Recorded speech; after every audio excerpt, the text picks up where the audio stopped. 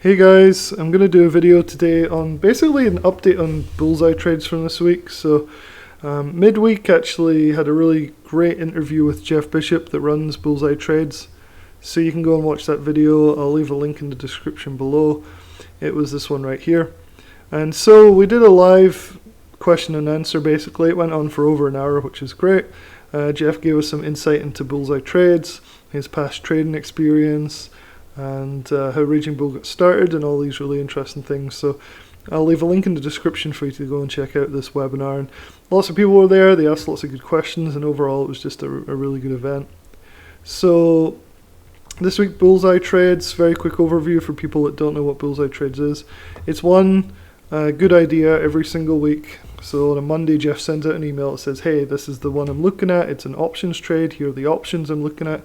Gives you a price target, a stop loss, and a general overview of what the trade is like, what he's looking for in the trade. So if you go to this article, and I'll leave a link in the description below, I've included a full track record for 2022, including how I've played it. So it starts here, list of trades 2022, and basically it goes through every trade. You can chart the options so you can see for yourself, and I've included all these types of videos in here as well that go into more depth like the one I'm doing right now. So you can go check all this out. It's really interesting. Generally you're making 50 to 100% if you play it properly, and occasionally you'll take the odd 50% loss, and that's what happened this week. Unfortunately, this was actually a losing week, and it's been a while since I've reported one of these because they've all been pretty good recently. So let's dive into the trade a little bit. This is the email that Jeff sends out. So this week's trade was CELH, and it came off the back of last week, which was ERX, which went up 200% that week, which is amazing. CLH is Celsius, so it's an energy drink company, and in the email Jeff basically outlined some of the reasons why he was looking at taking it. So basically it's a strong stock, it's an outperformer in the group, even though the beverage stocks have been strong in the face of this weak market. Unfortunately, they weren't strong enough, and the nasty market took them down as well. So although the thesis was the usual type of thesis that he goes for, so relative strength in a weak market, which has played out really well for 2022, the market really did just pull everything down. And so these were his guidelines for the trade. So this was a little confusing to me. So CELH contracts at 450, stock near 102 area. The problem for me originally was the stock wasn't actually close to 102 and the options were 450. And so the way I decided to play this after watching his live stream, which he does every Monday morning after this comes out, was to say, well, looking at his Keltner channels, the stock looks like 102 would be kind of an area of support and a good buy place. So I actually held off until it dropped quite a bit before I started to enter this trade. So I was in nowhere near 450. I was down in the twos, which was great. So I waited for 102 to hit, and if we go and look at the chart here, you can see that this is the Monday on the left here. So this is Monday, Tuesday, Wednesday, Thursday, Friday. The thing just went down all week, which was really annoying.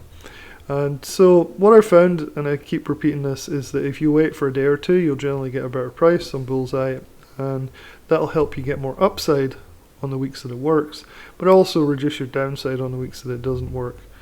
And so I ended up buying here and then a little bit more here around the 102 Keltner channel area, and as soon as that started to break, I sold for a loss here. It was about a 50% loss.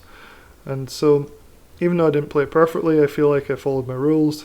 I outlined in a video recently saying that if you take a 50% loss on one of these, the other three for the month are generally going to more than make up for it. So even though this thing may still run next week, the contracts still have a couple of weeks on them. I'm not prepared to take that risk. I'd rather use the capital and just kind of cut my losses at 50% on these swing trades. And so these dipped really hard. I mean, on the Thursday they were down at 95.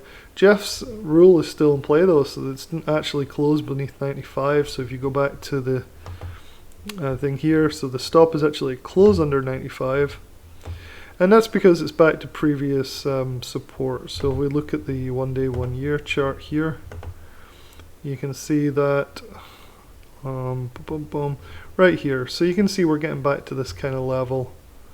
I'll just draw it in real quick for you guys to see. So 95 is about here. So you can see why I'd use that as closing beneath this possibility that it just reverses and goes all the way back down. So there is a chance that this thing will bounce back up, but I'm not in it anymore. The mistake I made is I should have sold on Kramer news. So Jim Cramer actually, so I was in part of position here, and this thing spiked at the open, and it was up significantly. I think 25% or something. I should have taken off here.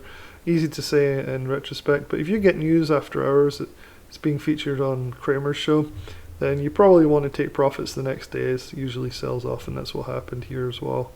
And so I definitely didn't play this as well as I could, but I'm also pleased that I didn't chase up here, and I waited a little bit and I cut my losses.